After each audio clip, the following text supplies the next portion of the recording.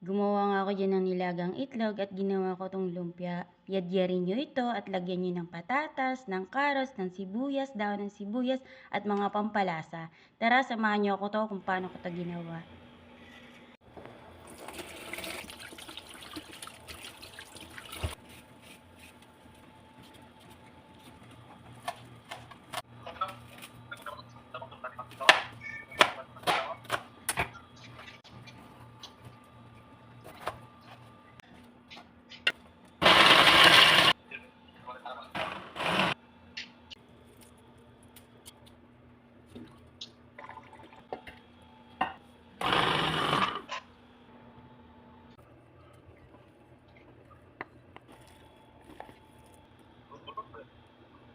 Aywa.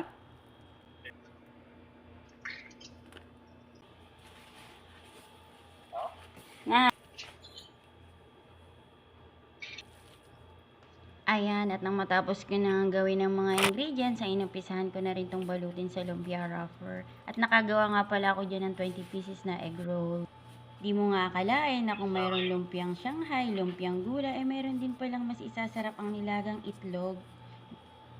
Napakadali nga lang ng mga ingredients nito at kayang-kaya nyo rin itong gawin sa bahay. Pwede rin itong pang merienda at pang papak. Thank you for watching!